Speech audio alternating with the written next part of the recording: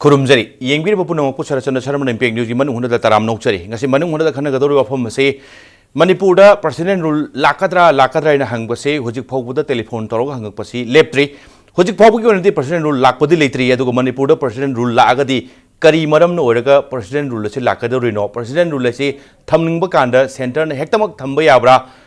matang tu khana nabagi tanjaduni loina loina ngasi impact news gi studio do lenghen leiba guest singe miam ra sak tak chake ai yet ithang thang phambiri base hemanta kumar ningombane editor hol lampau manipur edition and plus maitai meki edition ge editor ne yamung hemanta butaram noksari aduga guest ahung gi marak ta phambiri base mai ithang thang phambiri base sarachandra layau thabam sarachandra ne aduga खोगी political analyst ने तामो सरचंद्र बसोई तराम नोक्सरी अदुगा आई हियत थंगना फमी नजरी बसी खाइदेम money senior advocate नि तामो money बसोई तराम नोक्सरी याना नाई तामो money दनि लाक्चनिंग बसे मरोइना मसे कैनोने constitution न पीबा आर्टिकल नंबर 3562 की मतुंगिना लाकदौनिना कॉन्स्टिट्यूशन की ओइबा वाफम लेबनिना मणिपुर दा हुजिक लेरिबा सिचुएशन सी पीआर ना हुजिक कन ngangnariba वाफम सी पीआर लाकपगी मरमदु चप चाना लेरब जाला नत्रगा थम अगन करी की ओइदोरिनो हाइबदु दा मोदि यानन खंजनिंगी दा होय पीआरसी यानन बदा मणिपुर दा लेबा पॉलिटिकल पार्टी अयाम्बा अदुगा इंडिविजुअल सिंग ऑर्गेनाइजेशन खरा असिना होजिक लेरिबा सिचुएशन सिदा इकोनॉमिक ब्लॉकेट तौदना अपन बपीबा मियामदा अवाबा चैथेंग मयाम अम पीबसी येंगोर कांदा सरकारना निंथि जना शासन तौबा ngamdabagi अदुगुम्बा चौबा इम्पैक्ट अमा मयामदा पीरी अदुना मरम ओइदना इकोनॉमिक ब्लॉकेट से नमिदु हुमफुग हुमदोइनी सोरबनी टुडे ngasiगदी नमिदु हुमफु हुमदोइनी सुबसिदा कलिंता मची लेंगदब दौना तौबसे शासन से लेतरब दौना तौरेबा मरम अदुना शासन लेतरबनिना शासन से असीबो ओरबनिना प्रेसिडेंट रूल से मसी फना फत्रब ओरबहुदा असीबदगिदी आइना नोंगचो हाइजगी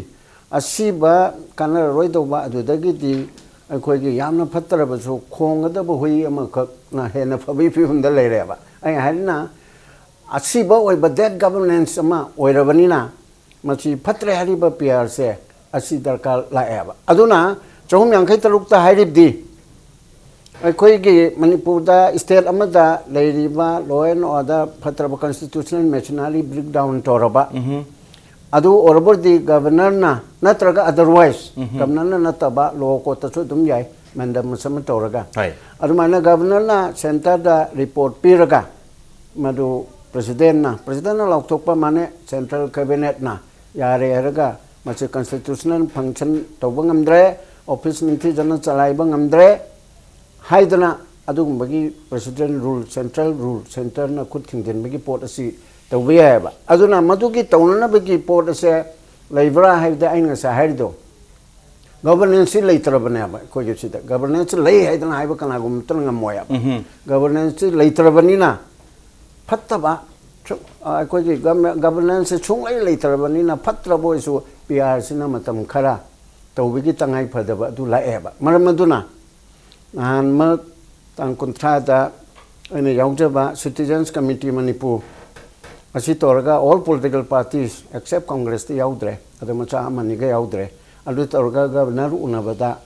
असिगुंबा मणिपुर दा लेरिबा सिचुएशन इस इलेक्शन तौबा चुमोय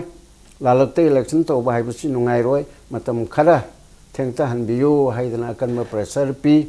मधुगी मतुंगिना अतोप सोर्स सु लेरमगनिको अदुगी मतुंगिना गवर्नर दि खुदक तुदा लेतेयाबा अदुना मगे सेक्रेटरी ना पाउ पीखरेरगा मेसेज पीखरेरगा मानो होम मिनिस्ट्री दा पीरे होम मिनिस्ट्री ना तोरगा कैबिनेट खनरे खोनरे तोरगा ngasi तारिबा कोई चपचाबदी खंगद्री प्रेसिडेंट के टेबल दा लेरे हाय लेते हाय तौदना निफुंग ngangne इबा तोंगा से चुमबयाबा दुगा चुमदबसु याबा अमरमदा राजनाथ ना मचे रोल आउट तोई हाइदना हाय हाइबिगेसु हजिकता अगर सरतना मेसेज अमा पीबदगिसु उडली ओरमसु आइ ओरमदबसु आइ खंगद्री अन हजिक लेरिबा फिवम से मसी प्रेसिडेंट रूल दरकार लेरबरा हाइना खाली प्रेसिडेंट रूल लेरगा फबो फतबदन मथंगी दम लाक्सगे थैंक यू तामो सरचंद्र मणिपुर लेरिबो हुजिक फिवम से लॉ एंड ऑर्डर तो फजन ngaku ngamdre गवर्नेंस तो लेतबगी ममी म तारे हाइबगी वफम म कन थंबिरी अदो आइदो तामोगी करी मो लई अदुगा अनि सुबसिना हुजिक सी कांग्रेस की सोमता यावबियो हंदकी ngasi की डिस्कशन से मनung हुना दा यावबियो हाइजबने अदो अमत्ता लेत्रे हाइना हाइरे लोइनमक दिल्ली दा चटना की वानी एमएलए अदुको प्लस मंत्री सिंह यावना इवन बीजेपी की सु अखोइना मिहुत अमो यावबियो हाइबने मोय की सु मी लेत्रे लेरिब फिबम सिदा न हाइबेरे तामो हुजिक मंत्री सिंह एमएलए सिंह रूलिंग कांग्रेस की सेंटर दगा हुजिक कन्ना इखंग खंगोदना संगना रइबा वाफम सिंह सी डेवलपमेंट सिंह सी तामो कमाई ओबी अदुगा गवर्नेंस लेत्रे अदुना तामो याबिनिंगब्रा याबिनिंगदबर कई वाफम थमिदे हाइजगे खरदा अखोई ngasi अखोई लेदिबा डिस्कशन सिदेसिदा साइ सरना ताकपिरि दुनी पॉलिटिकल पार्टी की मी अमत याव यादे हैबसी लूरबा तानफम सिदा को अखोई चेन बसे मसी तोम थोकते खले अदो अखोइना सिदा खनदि सिदी उ लेतौलंद केगेन जुम्बी ओय दि भाबते अखोई खनबने नै लौजे मरमदि मसी की फिट फोर बसी मोय पॉलिटिकल पार्टी दगी हेन मरु होयबा मसी मोय कोना मतंग लाकपने खले अदो ngasi की ओइना अना वाफम से नजब तारगदी हौजिक लेरिबा नंबर 1 आइन की ओइना कॉन्स्टिट्यूशनल मैटर अखोगी एडवोकेट श्रीमनी ना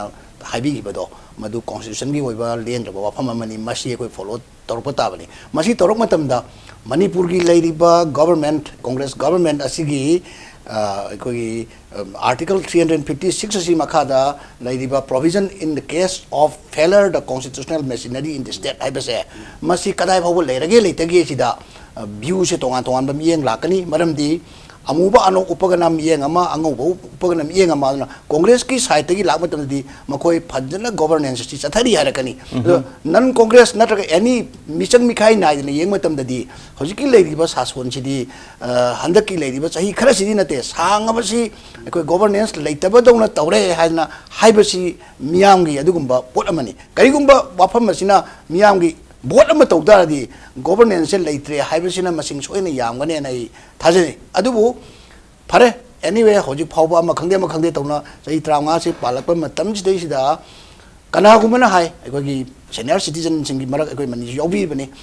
मसिगिदा ऑफिशियल ओबदी खंदे सुम डिस्कशन तौ मतमदा इलेक्शन की लेरिबसी अखोगी फ्री एंड फेयर इलेक्शन नमा पांथोप तारगदी सरकार असे मसी था अहुंगुंबदी इलेक्शन ममांगहिदा पीआर थमगदी फ्री एंड फेयर गनी हाइबगी अदुगी मोट पिनब यावी अदो आइदी लनाय ओइना हाइगी फ्री एंड फेयर ओइ बाइदी पीआर खंगदे अमा खंगदे होय खरदी तवे यादो अखोई स्वागी माइंडसेट सिना अदुम फ्री एंड फेयर ओइबो ओइदा बाइदी मसी मदुमन हते यारो हेता कनो तोंगन हौजि लाइसिदी फ्री एंड फेयर की वाना ट्रे लाइसि अखोई स्टेट की मशीनरी मयाम से गवर्नमेंट की ओबसी फेल ओइरे हाइबसी सिगी पोट खरा होम मिनिस्ट्री दा यौबा सि लाइरन खली मसे एनी सोर्स ऑफ इंटेलिजेंस की सोर्स की एनी ऑर्गेनाइजेशन की नत्रगना अखोगी ट्राइबल सिंगी ऑर्गेनाइजेशन सिंगी खुदम होइना यूएनसी ना सांगना मणिपुर की सी पीआर थंबी होइसी सांगना लाखरे हाइजरिबो अखोई स्वाइद पॉलिटिकल पार्टी खरना पाए हाइबसु ले अदुबु याम सीरियसली हाइरिसिदी यूएनसी की कामुनदी जाम सांगना हाइरे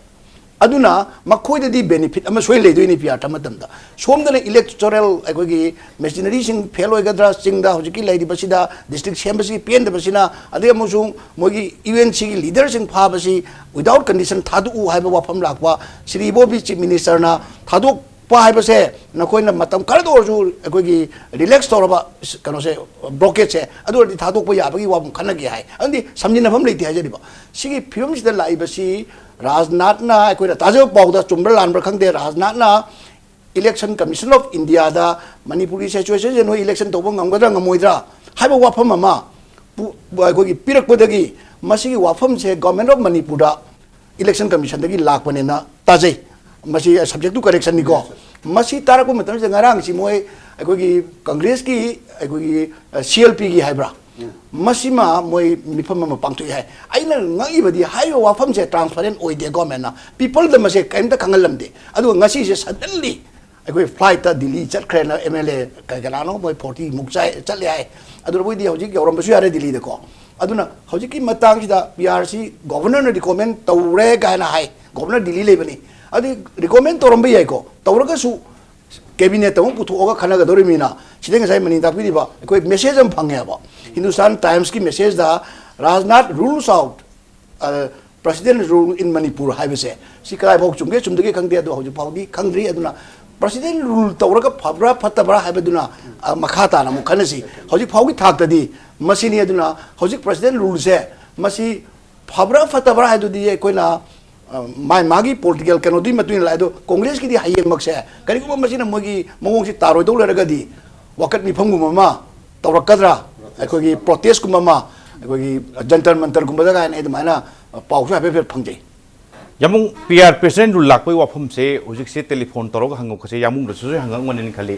खोगी मयामदगी प्रेसिडेंट रूल ला एसे चुमोबरा लाख तोरबरा कायना हंगक पसी याम तोइछले प्रेसिडेंट रूल की वाफम से तसेंग राजना की वाफम से कयाम चुम्बा चुमदबदु येंगिबा तारी अदु मणिपुर प्रेसिडेंट रूल से थंबा थमोय हाइबे वाफम दि फोंतुई हाइबे अर्थदि प्रेसिडेंट रूल की topic C issue C centre you're हाइबनी वाफम से प्रेसिडेंट रूल की वाफम थंबा नत्रगा थमदबदुना मने बट पीआर की टॉपिक सिमदि सेंटर यौरे थमोय नत्रगा थमनी वाफम यौरगा थोलिनि हाइजरिबा बसी वाफम सिमले यामो अदुगा लाइबा कनोदी हुजिक से यामुंगी भ्यूदा हाइतारे प्रेसिडेंट रूल थंबगी फिबमदु मणिपुर की लेबा गवर्नेंस सी फेलोरे हाइबे वाफम सिदा करी थंबिनिंगे अदुगा चंग्री सिंह से इनखनबदा एमएलए मिनिस्टर सिंह चंगग्रिबा कांग्रेस से मरम मम लेरगदी सोइन चंगमदो माली all of sudden around 42 MLA plus minister चटपै से मरम लेतना चट्टी चलो यामुंग कमाइन थंबिनिंगे मयामगी मियंगा आइगी मियंगा खितम खेनै आइना अखोगी खनबदा अखोगी मणिपुर दा पीआर थंबगी वफम से मसे सेकेंडरी नि मुझे कना मखोगी पीआर थंबगी वफम से अमता आइ लेतिन लो सेंटर की कनो होम मिनिस्ट्री ना इलेक्शन कमीशन दा सीएमई ना अखोई ताई ताबसी पीआर थंबगी वफम सुननति मोइना हाइबदी होजिकी मणिपुर की फिल्म सिदा इलेक्शन से फ्री एंड फेयर ओइना तौबा ngamgadra हाइबगी चिंगनबा मखक पोकपा सीएम मखक ई ना अखोई ताई अदु वर्गदी ngasai मणिपुर दा ओगी कनो सिंगी लम हाइगद्रा हम खरसिदा इलेक्शन तौबदा अखोई अपन बथोकनी हाइबा पोट अमा सेंटर दा मदुगी चिंगनबा मखक लई अदुगी पोतोनी अखोइना उ फंगैदि मसिगी मरी निको लाइसे येंगसी हौजिकी कनो सिदा सिंगी डिस्ट्रिक्ट दा ऑफिस पैकेटिंग मयाम मा तौई ngasisu सेनापति दा तौई ngarangna अखोई चांदेल दा अदे मथंग थंग उखुल दसु तौई ऑफिस मयाम का अखोई ऑफिस का बा यारोइना थिंगी सिगी पोट अमा अरे इलेक्शन आई सिपाही चल तौया पोंते ngасagi lenga की ऑफिशियल मयाम चलगा मददा अखोई भोट थादबगी पोट मयाम दु मान मोय लोइसिनदोइनी अदुगी मयाम सिंगदु हायंग मोइना आदगी केलक खोलक तौबदा चटपंगा मोय हारगदी सिक्युरिटी दि मनांग कायना लई हाइनी अदाई थवाइदगी हेनबनिना आई चटपंगा मोयना मरै येरगदी कमाय तौदगी हाय पोट अमा अदुम पोट अमा लाकद्रायना इलेक्शन जी पांगथोक ngамगद्रा ngамोइद्रा हाय पोट अमा सेंटरना मदुगी पोटुमा मोगी सिक्युरिटी की ओइबा पॉइंट ऑफ व्यू अमा सोय नमके आई इलेक्शन कमीशन ना थमगने खले अदा करिगुंबा सिगी कनो से अखोई गवर्नमेंट से अखोई आइना सुम सराउना खंगबदा मार्च की तांग 35 स्वाबु लेरंगदो माली अखोई मिसो कोन बोबी ताम से सुमंग गवर्नमेंट सेमगदने अदुना अखोई अतई इलेक्शन की लाथोक मतम से ngasi अथेंगबा नत्रगा हायेंगुम लाथोकपा यायना मयाम पानी अखोई मणिपुर सु यावना अतई स्टेट यूपी की सु तौदोइनी मयाम तौदोइनी गवा की सु यावदोइनी यावदोइ मयाम सिंगसी लाथोकपदा मणिपुर की यावरकद्रा यावरोइद्रा हाइबा पोर्ट अमखक लाए हुजि ngасagi लॉ एंड ऑर्डर सिन मरम ओरकांदा अदुना मरम ओरकांदा करिगुंबा सिना इलेक्शन सिरी अखोगी तौरोय हायगदी मतम खरा दि फट टाउन यथोनी हायगदी मणिपुर गवर्नमेंट सि मखा ताना लैगिद्रा हाइबा पोर्ट अमा मु लाकपय अदुना अनदर ngасagi law and order ngapang ngamde harabani na ma tongam de harabani pr thamok pe ma torok pe adai khara hen sangdana thamge habasu aduna tongan ba chapter ama lakani aduna mikal ye thok pasiga adaga ngасagi pr sigadi iroi di dum loina ba aduga ahan bagi oina di akoina first step ti mikal ye thok pagi matang sine aduna aina sum thajai chief minister okram ibobi adagi deputy chief minister kai khangam atai minister mayam ama adagi mla swaida le horobda ama ni gumba le ramgadra aduna tan atai loi hau chakre ngasi loi chakre flight si khogi ayuk tagi hauna adum nawairam bokta adum chakre loi chakre ado thungna ba su yaure makhoi gi kan to si election yathok pa yaroi ha pot ma moi tawdoi ne moi tawne na isoi khali yengse अखोई की innocent IM ना मणिपुर दा election पांगथोक पसी यारो एना थिंगी थिंगांदा अदम election अदम पांगथोकी मी मत बो थादा की हम पिक्थन यावी अदो थादा बया हम खर थादा बदा मंगा आम तराम थादा कांदा अदम मिरेप अदम ओइगिबा अखोई म्यूर अदम ओइगिबा अदम यावी अखोई लोई उरी यांगतनी अदुना लॉ एंड ऑर्डर दा अखोई अकाइबा ओयेना मिखल थेंगदबा हाइबसिदी अखोई की लैपाक सिदा अखोई की लैपाक सि UNC ना पानबा गुम्बा मा अदुदा सेंटर दा सगोटपै फिल्म लाकद्रा हाय पोट मखा अङोंदा नुंगाइजिदा फावी अदुना सिगी कनुगी अखोगी इलेक्शन सि आई तौबा यायना खली तौबददी इलेक्शन तौबदा चंगम मसाक मथुम मयाम अमा उजे अखोई वाली वाटपसि येंगसे सरा अखोगी पैरामिलिटरी फोर्स से हौजिक सेंटर कनोना अखोई स्टेट गवर्नमेंट ना नीरी सिटी ओनली 60 कंपनी खतने बनी नीरी से ngसागी ब्लॉकेट मैम से हागदोना बगी नी बसे अदबो इलेक्शन की मतम ददी अखोई 300 हेन संगदोइने 300 कंपनी हेन संगदोइने मोय मयाम की थाव से कादी पिदोइनो येंगसेबो गाड़ी मैम थाव काय हापतोइनो अखोई की मिसम मैम दा थाव पिनना पेट्रोल पिदबन मी क्यान सोरे नुमी हमनी मनिल सुगले हौजी जिरी लंबीदे हाका दा पोरकोदोइने पोरका दा खरा येलंगबनी लोरे अदुना सिगी फिल्म सिदा इलेक्शन तब ngamne सिदे थाजदे हौजी फिल्म सिदी सिदी हम सुमेबो अरो कमाय तोरगा थाव प्रोप यानी कमाय तोरगा इलेक्शन तब यानी सि अटेन बसिदा दुदी मणिपुर गवर्नमेंट का अखोगी स्टेट गवर्नमेंट का सुंगसन दबम संगेरा नद्र अंगम तानगेरा हाइबदुदी अखोई खंग्रे स्टेट का सेंटर का सुंगसन सुंगसन दबम संगे अद मुंगनगे हारगदी अद मुंगनगिबदा अखोगी मणिपुर मियाम की ओइनादी अफम त लेरोइन हान थमजगे थैंक यू तौमने हुजिकी वफम से मरोइना मार्च 19 बौददी अनोबो सरकार म सेमबगी वफम दुनी अदो हुजिक लेरिबो फिबम सिदैदा तसेंगना लेरिबो फिबम सिंगसे ऑल स्टॉक सिंगसे फजना येंगुरगदी भोट तौबो याबि फिबम दु लेते अदुना इलेक्शन की येथोरक हाइबो वफम सिदा इलेक्शन येथोरक पसे हेक्तमक याब्रा नत्रगन इलेक्शन येथोनुगीदमक तंगाई फदना पीआर लाकदोरिब्रा करी वफम थमिनी सी यानानबदा कोइ मैमना खमिनबा नुंगाइनबा सु खमिनरबनी होय इलेक्शन तौरनी है लाउथोकपसे इलेक्शन लेपकदोरिबा निमितसे मसीगी 45 डेज की ममंग ओइगदबा ओके हाइबदी तांग मंगा हये हंगचिछि लाउथोयान खलसी 51 दा इलेक्शन तौरनी हाइरबोर्डी 20 फेब्रुआरी दा इलेक्शन तौगदोइनेबा अदुना अदुगुमगिदी यंकांदा होजिक लेरिबा फिबम सिदा जनवरी था सिमा इलेक्शन तौबगी फिबम लेतरबा अदोदी फेब्रुआरी की अहानबा अनि सुब चयलदा मिखम लाउथोक तारदी गवर्नमेंट सिगी पेरोट नंगद्रे हाइदे मास टाइम पान लाथोक तारबदी गवर्नमेंट सि हिंगना लेबा यादेबा सिदी अदुम कॉन्स्टिट्यूशन की मसागी अखोना तौबियु नत्रगा तौबिगनु हाइरसु याररोइदबा पोट अमा ओइरे अदुना मसाइगे पीआर दुगी पाम पाम दबदना सेकेंडरी थमसिको एमंतना हाइबसिदा इनि यानिंगबम ले हौजे इलेक्शन तौबा याबगी मोंगसि ओइब्राबा साइ थाव नोंगे खोइदा दुबु खनु खलुदे इकोनॉमी ब्लॉकेट की अदो मनुंग दे तुम इकोनॉमी ब्लॉकेट तो दुम चले चारांग न दना वार लाइक सिचुएशन अमा चिंग दे लेरिमनी मदुगी इफेक्ट ना अकोइ पुनमक त फंगिमने अबा बहुत नागा कुकी मैतै पांगल मणिपुर लेबो पुनमक से यूएनसी न तौरे हरगा नागा दी चैथंग फंगदे हाइबा नते अबा यूएनसी की इवन यूएनसी की इकोनॉमी ब्लॉकेट तौरिबगी इमुंग मनुंग से मोइ बाबो चैथंग फंगिमने अबा अदुना असिगुम्बगी एरिया सिदा अदगी थाव तुम लेतबगी अमगी इलेक्शन तौब तारदी थुना तौबसु अदुम आइदा मोरमदे यायबा सब्जेक्ट टू इकोनॉमिक ब्लॉकेज हेक्ता लौथो हलाबा अदुदी यस करी प्रेसिडेंट रूल तौदैनो प्रेसिडेंट रूल दा कोइना हाइरिची प्रेसिडेंट रूल पाम्बा नतेबा साचोन जन तौब ngамद्रगदी नुमेर हुमफुनी थोइनी हुमफुम दोइसिदा करिगम मा फाव तौब ngамदबा सिनदी कानद्रे हाइबने बा पामदबा पोट अदो अदुना वाव खतंग फै हाइना खलपदुना बा अदुना हजिकी सिसिदा 45 इलेक्शन की नुमित लाउथोकदबगी ममांगदा 45 डेज अमगी एहेता लाउथोकदबनिना थामु करिमु यैथोरकबा आइसिदा सासोनसी लेबगी ममिसी तारो ओयाबा अदुना अदुगमेगी पोतु ओरगा इकोनॉमी ब्लॉकेज लाउथोनबा सेंट्रल रूल तौरगदी इकोनॉमी ब्लॉकेज दि अनाउ लाउथोकिनेन खली लाउथोकिने दि यूएनसी ने याजनिंगबगी ओइरो याजनिंगदबगी ओइरो central forces थाजिलगा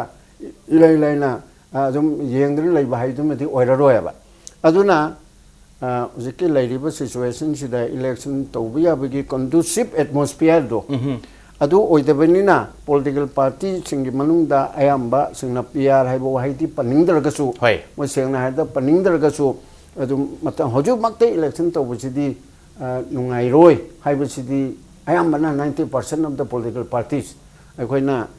citizens committee Manipur नसु खरा लोइने जबदा अयाम लोइने उयेबा अदुगा वाहिदी पीआर मक्ते अखोइदा हाइनिंगद्री मतम इलेक्शन तौबो मतम चाद्री हाइबसिदा दुम मिन तौबो ओइना मोइसि लौनिंगेबा नकोइना फोंदोकपा PR the पंद्रसु PR the पनिंगदबा अदुसु यावरियबा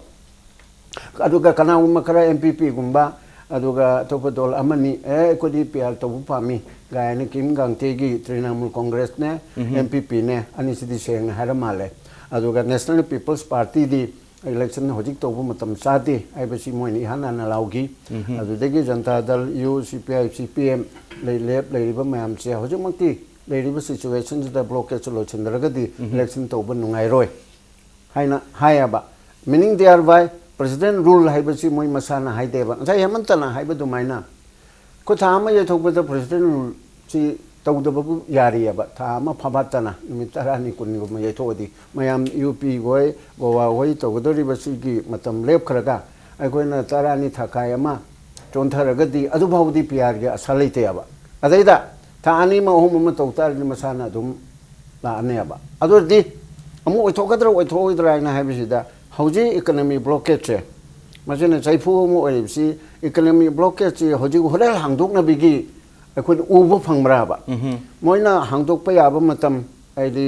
amabor so Christmas ki on the eve of Christmas ta toram ba yarame adudagi amu kang kotran le rabu new year da de akhoi tawre haibu su yare adu loi handokre tanza sing loi nan thokre hai loi nan thokre haujikti kang kotran le re adu picketing tawre ne na haujin gare hoi adu tawraga violence na chingba kari kari tawraga adu hawre adu irai lai na akhoi hando na haibu sidi akhoi leader ani thadok tabani na hando moi leader ani che ai na khanbada lo court ki paulo buda hojimak thadok na bigi dilai triya ba case manga sugre tang tarama toy babuda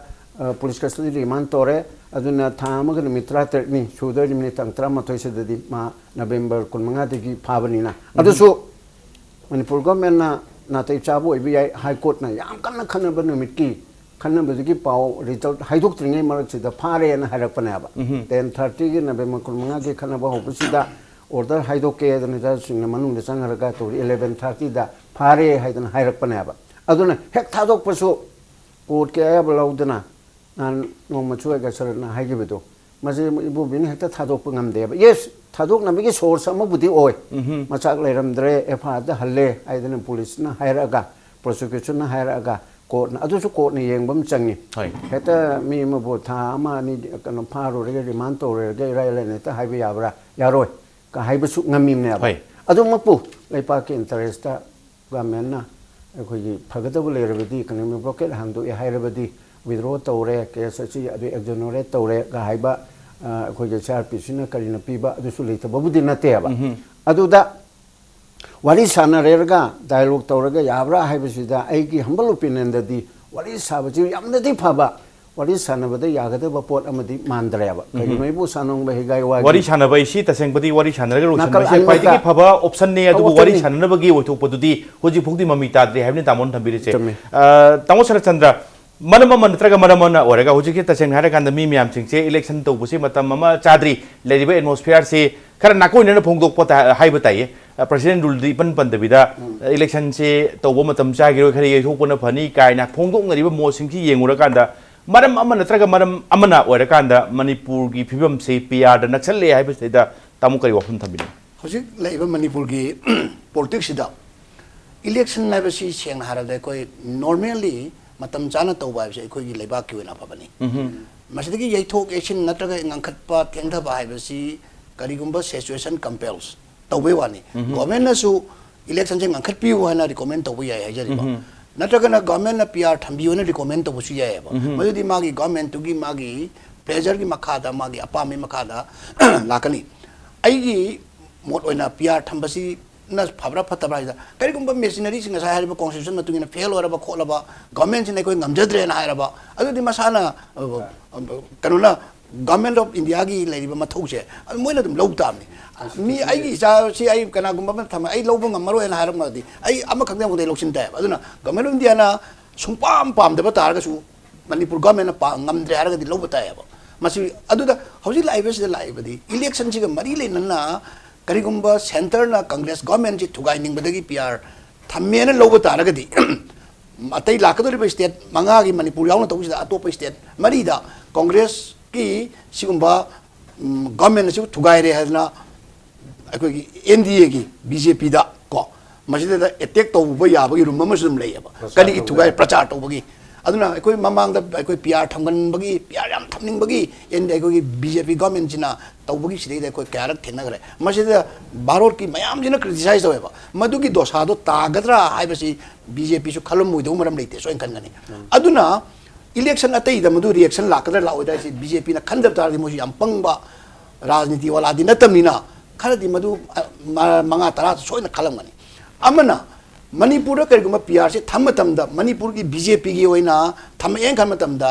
센터나 तौदोरिमिना Manipur की BJP सु मागी तेलनिना मसाना मोय no हाय याररोय मतमदुदा मणिपुर की प्रजाना कांग्रेस ता मिनुंगसी लेगद्रा नत्रगना BJP दा मसी BJP तो चुम्मी है ना सिंपैथी से लेरकदा है ना तौमतमदा सोमदा नागागी लेरिबा कोगी यूएनसी है पियार थमनिंगबा गवर्नमेंट याम थुगाइनिंगबगी छिदैदा प्लस पॉइंट होगिदना तंपाकी कांबुना अखोगी फैनमु पींदना कांग्रेस की इन फेवर लेथोखरदी सिसु अखोई येला वैना से खंदबदी यारोयबा अदुनी सोइदना सेंट्रल गवर्नमेंट खलंबा याबदे अदुगा अमरोमदना ट्रीट तोरमसु याय इबो भी सरकार से नोइना सिंगमद्रगदे अखोई सिगुम फिल्म लाप याय खोटप याय हाइबगी कैगुम सु नाकोइना न तोरमसु याय को अदुना हौजिक अमा खंगदे पियार थंबा मतम हाइबसे अखोइना फैयनैदि सुंगाय हाइनिंगदे पियार दी मरमदि कने प्रेसिडेंट रूल लेबसे अखोगी मियामगी सासोनगी सही मंगागी सिनगी बसिदैदा ngamjadana center da sin tauba haibase adodi center nga अखोदी सेंट्रल गवर्नमेंट सिदी भारत मणिपुर की लेइबा एनजीओ खंगदे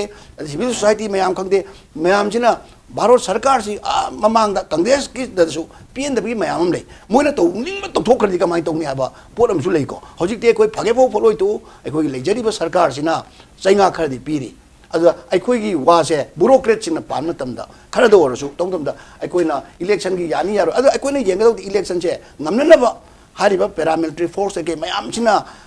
कनो तौरगदि ngamने खल्ली करिदौबगी फंगोइदोनो मसाकुनमक लान दबाव फंगागा कइदोइ फंगोइदोनो मोइसि लालाबा यूएन सिन तोरबिसे लान दिन ननतेबा अदुरोइदि मसी बावबो ngamद्रगदि गवर्नमेंट से लेट्रेन लौतारे भारत सरकार सु लेट्रेन लौतारे अदुगा मणिपुर गवर्नमेंट सु लेट्रेन लौतारे सिगुंबा कैसु लेतबा पोर्टसि लान सु नतबसिदा ngamद्रगदि इंडिया गवर्नमेंट इटसेल्फ अदि मसी इमरजेंसी लौथोकि फिल्म लाएबा इंटरनल कनोदल तौर इमरजेंसी लौथोक याइदना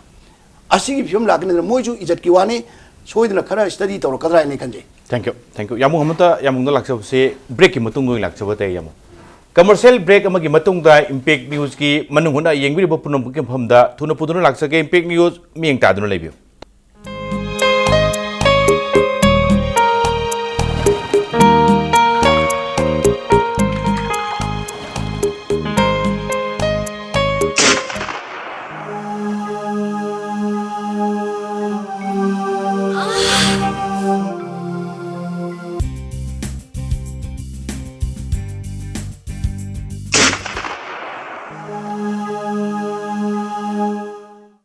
ओजा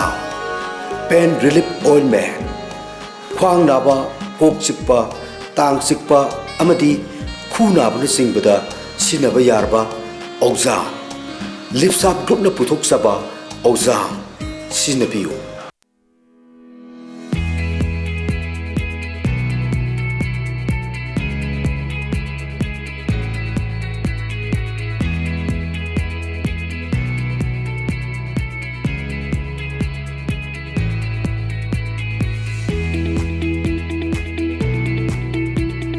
Touch the pinnacles of success for your children. Get enrolled to one of the finest schools in Northeast India, UNESCO School. Excellence in Education. Fangbiragani, Lakadoriba, Imoinu Imagi Iratonida, Tangai Fadana Changadoraba, Angobanga, Pengba Madi Ngaton. Nasimak order Tobiho, Pengba Madi Ngaton Gidamak, Akak Nabastokni, Fangfam S. Tomba and Sons, Pengba Farm, Yangtang. My mother had a cardiac arrest. We lost hope because we have visited so many hospitals and they were unable to help us. Thankfully, Sky Hospital came to our rescue by not only saving the life of my mother, but also giving her utmost care with the help of ventilator support by Dr. Shyam Kishore and his team of expert doctor and nurses. They were able to help her gain consciousness and now she is improving. So I'd like to thank Dr. Shyam Kishore and the entire staff of Sky Hospital.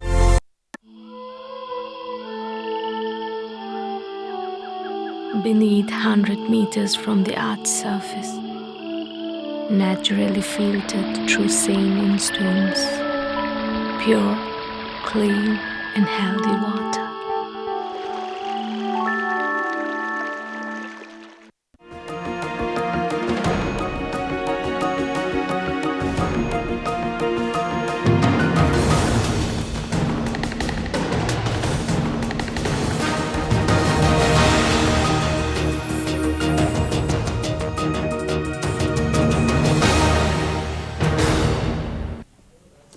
Break की मतुंग दा येंगबिरिबो पुनमकपु अमुकना तराम नोकसरी यमुंग ngasa haydo yam sumtai election jai thokpa haisiga president rule siga karai do ma dum mari ire ne ba male tasengbadi hujik tamosra chandan thambigri se election se in case e thokpo taragadi matam election to boya bagi atmosphere uhenda ba haragadi tasengbadi blockade se ojo ne te atopadi thoina udre hujik se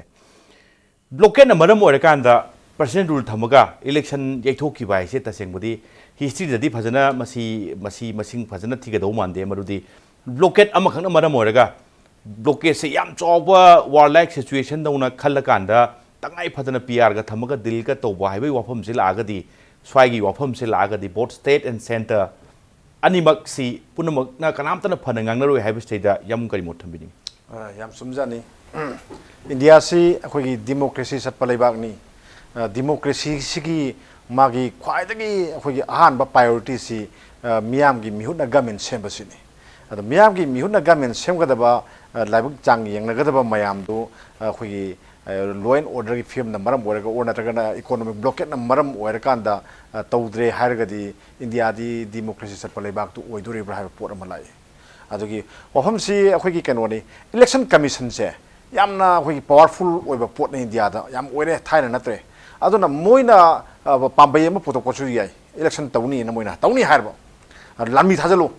adagi den adagi paramilitary force company kan thajalu adagi di mi wale dana masagi polling personnel sing si sapi na mi leitre hairna bihar de na kai dono amade na kai dono mi lising manga thajan khudakta ya khoi european hole pusallo har so bako adum ngamba thabak oina tawba ba pot amani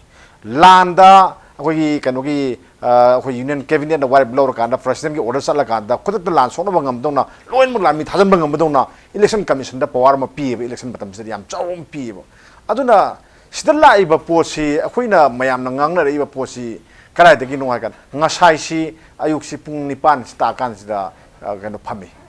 congress legislature party ki meeting ni phami meeting pham ganda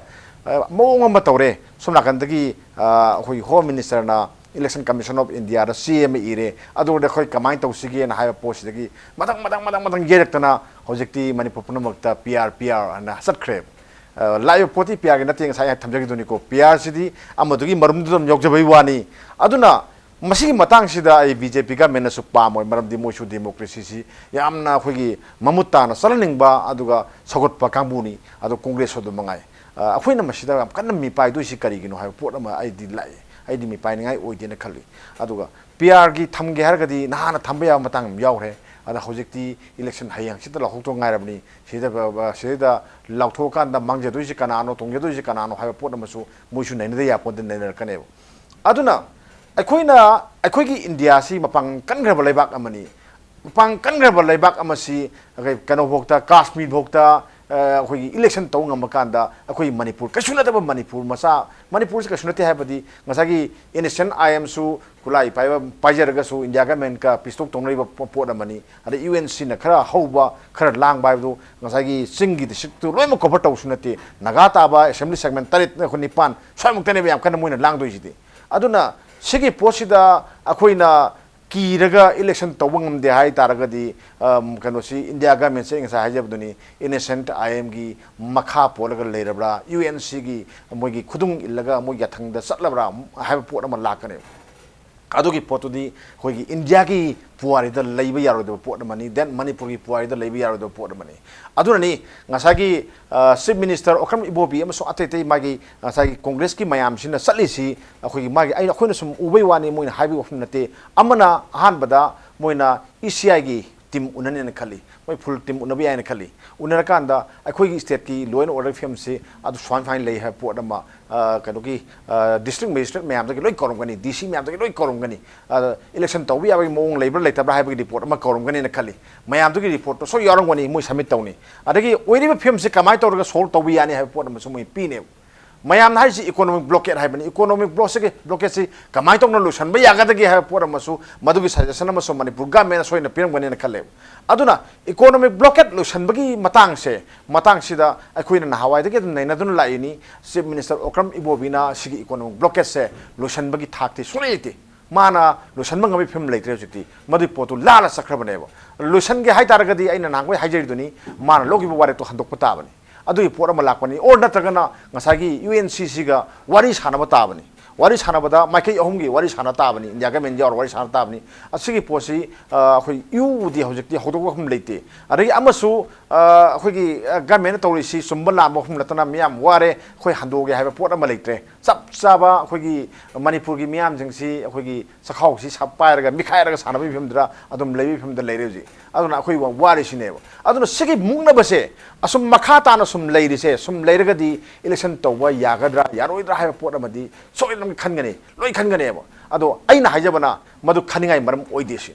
namdana election tahum thoi mamdi India se mapang kan balibak ni paramilitary force mas yam legrajani and anyhow toraga masi democracy mapang kankal na ba democracy kanna gidamakta ai mikhal tawgadam ne lai thamjage thank you doshal lakpagi question se guest lakpiri guest omokta masi common haidi lakpiri wasingi mot phungdok piu thamjagado wafam de ma khaktani haibi wafam dune ne mangjong phungdok sabase aduga lakado budi karigumba kanda India ki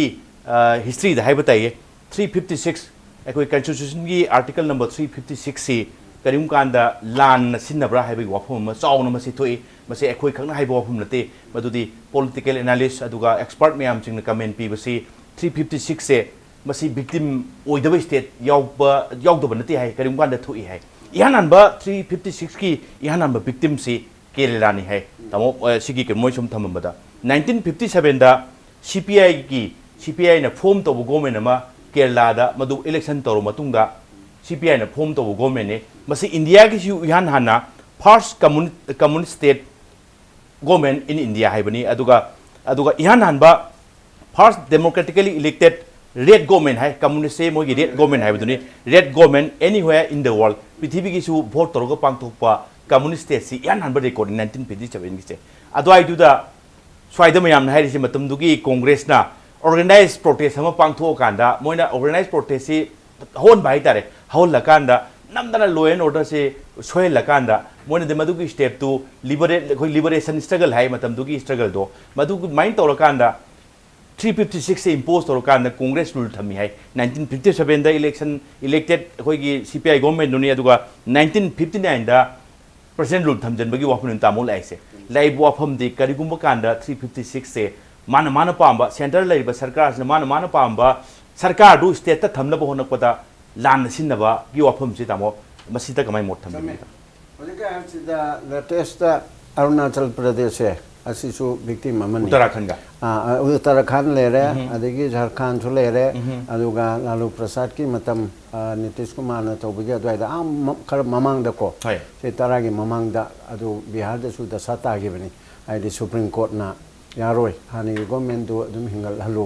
haidana aduguma mayamam lei aduna masai kwana khanari sida president rule se mong ta dana tawragadi judiciary na ai court na khut thingin na bagi achouba right ama khak lei hariba aduga maram chumna tawragadi hoi thingin ba ngamoi aduna hariba port asida kariguma kanda masai central government su kopna khanda ba yaroi masigi apa fata merit demerit moina moje hojik leriba NDA government sigi dasa ta harabne abu Uttarakhand Uttaranchal da aduga kanada ko Arunachal Pradesh latest aduna sigumba ta aduna leringai matam masida Manipur da su amuk taksulabor di vote phangna bani aduna vote ki politics ki akhuba mieng di yenga tawrudi adu su mu problem oidoi ne aba adubu punamak ase leiduna su economy blockage state government na by hook and crook machi any lok thok pase sai jo hai gre ko lok thok na begi upai ji chunglai leitre aba haibadi wali sanagada basi so tawriba UNC sina sanong ma higai waina ko ye maitai gi dairaga ai di asem masu yaroi asa basu yaroi hani gi hi adu piu sanan mohchin masu yaroi lupani sin masu yaroi na haiba natraga tongjai marin da samul lelo aina haiba adigi government na so adudi club kumam na hairaga heta yaba na tamni ne adudi yaroi haiba adagi yanarena khanmada su kalmai othokadori na wari sanabse moini thado aduga khoi kano che district tare lokthok cha hando sito khrabatin hando haina haibasi masum otho aroya ba government of Manipur na tawjige khalju praja miyam ne yaroi praja miyam ki chaifu du kine ba aduna somda UNC gi kaida sina hairu raga ditokpa yaba mayam da tokhedaramnina moina yagador si moi leader ani hek without any condition thado e haiba अदु district director से हंदो ए ना हाइबा अदुदे यागे हाइबना अदु ओथोरोइदबा पोटनिना मोय वारी सानबगी room मसि लैतेबा तौगे हरगदी all CSO ma'am से मणिपुर की तंपाक की ओरो चिंगी ओरो अमुको यूसेम अदुगा कुकी एनपी यूएनसी अदु जेलरूम की अदिगा अनाल की लैरिबा एपेक्स बॉडी ने न खंगनरिबा मैम चिंगतम अजिगे पोलाप गमेना सिनबिरेरगा मैम ने यानबगी मतुगिना सुम मम तौसे खोसी का हाइदना तौगदे पोट अदुसु तौना लमी मतम हेंदोखरे होजिते 11 आवर ओइरेबा अदुना चुमी President rule si puno mana pamde ai shamak so ai hana na hai ki bo raga so ai su pamde aba ai na pamde ba tu da hena phaba hana hai se kaino da gamen jin to honning aba gamen china ma gi thongal da ma gi sumang da san phatta ba chang da na wasil le ba khochil le che mana yom jao ge sung ai le ba central na to de ai na sen ai am ge de center ge de wari sari som da le me schools asum pithok tan le bi mu ta man takai le ga dam ne aba यारग थेमदमनी आई चाई सुदा लमेन बदा तौरीदना को यारग ति नांदरी बुंगो हाइगने यादरग ति चाई थापताइदना आयुग thermal थोंगी चपुबु काइना बे याइबर हाइबेदो अदु ngमद्रग दि तंगाई फदना डेमोक्रेसी मीना सेंट्रल रूल सिसु डेमोक्रेसी की मनुंग दा कॉन्स्टिट्यूशन ने याबा पोट अमने याबा सिगुम फिबुम लेरबदी निथि जना शासन तौब ngमद्रग दि तौ हाइदना अदु इमरजेंसी के ना 385 दा आइदि internal disturbance and external aggression oirabadi haina adu chom yang khemanga budi tadre manam de external aggression di natabani na aduna sigi phibam sida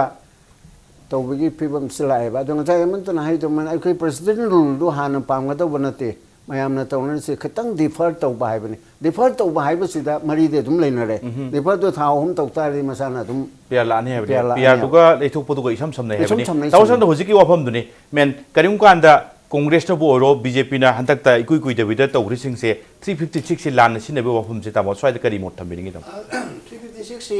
Yumna सिनबा lawn सिनबा मदुदी लैरिबा politics तुगी मागी डार्टी गेम वरगना लान सिनब तारे दुगा डार्टी गेम नतना तोफम थोपो वरगना अफबो तारे मरमदी Indian constitution जे कोइना फतेन लो यारो जरिबा मागी सिनबमदी मतुंगिना थांग असिना मी यालुरगना फत्रे थांग असिना अखोगी yum कई साबगी अफबा एनांग समगदी फबतारे मा तोना सिनलरी मिदी मका पोले हजिक माने on तपिरिबा 355 सिदा एक्सटर्नल अखोगी एग्रेशन अदुगा and internal disturbance हाबम ने लेबो internal disturbance ता तौबा याबा सेंटर ना तौबा याबा स्टेट ता तौबा याबा खरदी ले मदुगी स्टेज दु लोय खरबर लोय दबरा मदुमदी खंगरे अदुना मदुदगी हेंदोक्तना हजिक 356 असि Lakpa तारगदी सेंगना करिगुंबा situation compares Lakpa तामतमदा BJP की कानब लेबर लेतबरा सि येंगमतमदा आइदी बीजेपी दा पंकांग कानने खंदे मरमदी मणिपुर प्रजाना सेंट्रल रूल अमा लाकपा मतमदा सेंटिमेंट जिदा तोंगानबा मोयना लाकदौरिबा मरमदी सोमनाकंदा कांगबु ने याम पामजबा खर लेयबा पामजरिबा दुगी निंगबा थुंगिबगी फिमम लाकादा मोइदा लामतमदा ओ मसी तौरगदी अखोई ब्लॉकेट ना चिंबसी रिलैक्स तौबा याबगी फिमम गासु लाकपा याय गायना खल्लगा अदोमदा बार्गेन तौरगा तौमतमदा तंपाकी मी सिंगिजु अपंगबदी नतमिना मसे करिगमा साइड खर लौरे हबसी लामतमदा मदु ओइना चखि तारगदी सेंट्रल गवर्नमेंट सु फरवेबा अदे अमना आई ngasai mangda hajagiba state punna manipur ga loina na state mangagi election ji lagmatamda ngasai gi somda reaction ji am phatna thokusu yayaba adi BJP gi laidiba leadership oiriba sigi NDA government china PRC am pamjabado PRC am pamjaba maduna arunachal da thokidna simi saroma bawa siba susai tobai khopai toba handak chu phaireng dureng togna government semini gai toba si masigi laina si north east yora khrabane ba madu manipur omda mu thungaragadi manipur gi praja se taseng harda yam pangba maksu natre akoi khara remote area da bharot gi lai haina tobai wani constitutional matter da karida yam phajana bhab chi tanar amina central government na akoi gi bharot ki atei khungang dong na khanbadi yaroi aduna Masih film जिदा आईदी central अखोई BJP की profit पंग ले रोय नाकल lambda फैना अखोई कांग्रेस लोमदा सेंपेथी लेगिने खली अदुना कांग्रेस नसु मसी PR से पाममोय अदुना मणिपुर की लेइबा बीजेपी नसु पाममगने जे थाजदे सेंटर ने इवन तौर बाउदा मसी दे आईदी तौब चुमदे अखोई स्टेट की बीजेपी ना खर प्रेशर से पीबे चुम्ब्रा ना भाव खाली आते जमोन तो लोशल लगपसे ngai सेम लाइन नि यामो मेनोना बीजेपी की तोंगबा मांगबा कांग्रेस की ओइजबा ओइजदबो वफम लोइन थमम कांदा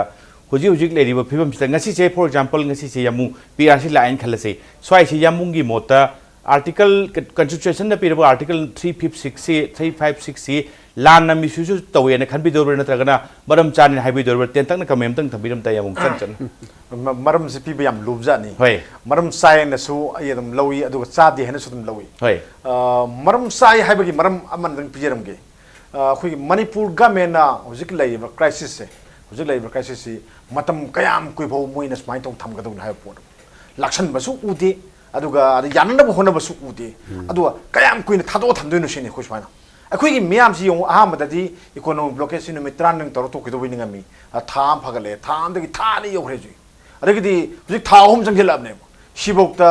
गवर्नमेंट मोगी कनोमदी इफोर्ट अमदी लेदना होनबदा माही यादबने हाय सोमदा लेतब मोइना वारी सानबदा यानब पोरखिदेना अदुना मरम मोरगा तौबने हाय सुन्नतब अदुना